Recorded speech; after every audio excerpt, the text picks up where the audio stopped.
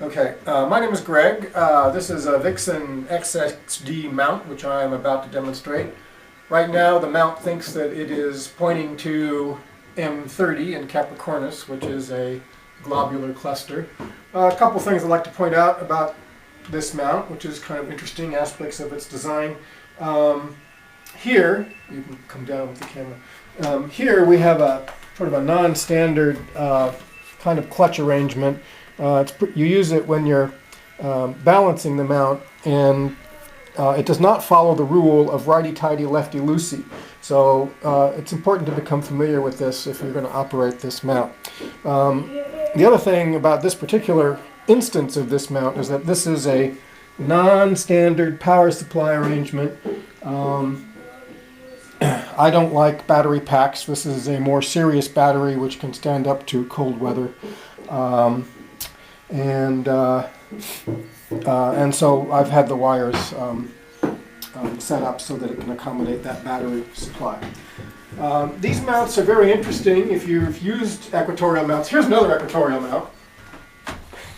As you can see, we have massive counterweights here. Something that's interesting about the Vixen design is that you need less counterweight on the shaft than in other kinds of equatorial mounts. So we have this refractor which weighs 10 or 11 pounds. We have this very small counterweight right here, even though we have a heavy eyepiece and a finder on this, and also a non-standard focuser on this tube. So I find that very interesting that the design of this mount allows for the use of less counterweights. The SXD mounts come with two counterweights, this one here and the one that's on the floor. Now, as I mentioned, this mount thinks that we've aligned this, we're in the house obviously, and we've aligned this mount to make it think that it's pointing north this way, and that therefore the globular cluster M30 in Capricornus is over there. And so now, alright, so here I am with this telescope which thinks it's pointing to M30 in Capricornus, which is a globular cluster and the only Messier in Capricornus. And we're going to slew it to M82 in Ursa Major, and then over to NGC 253, sometimes known as the Whale Galaxy, which is, I'm forgetting the constellation, in the constellation Sculptor. So I'm going to select Object, and then I'm going to come down to Messier, and then I'm going to come to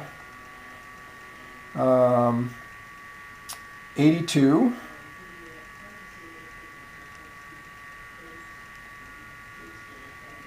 Enter it, and then press OK, and then go to.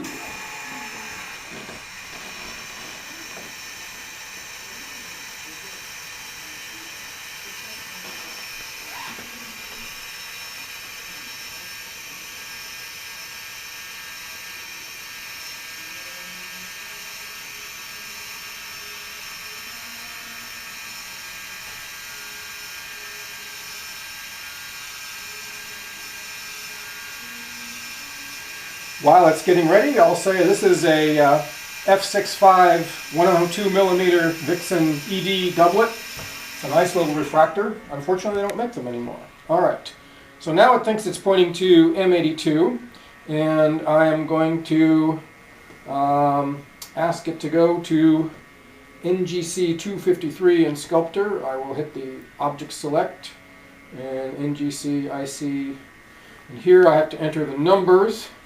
And so there we are, 1, 2, 1, 5, 1, 2, 3, and we're going to hit OK, and then OK, and then go to.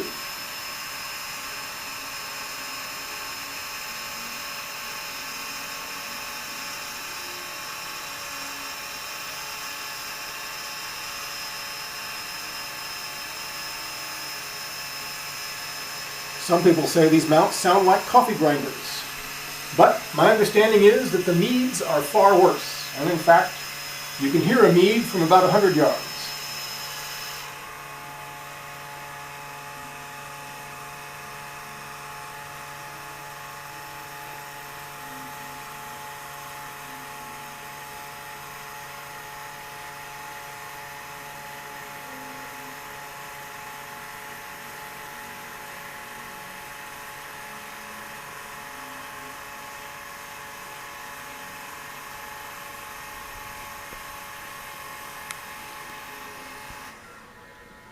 Just looks wrong to have this down like this.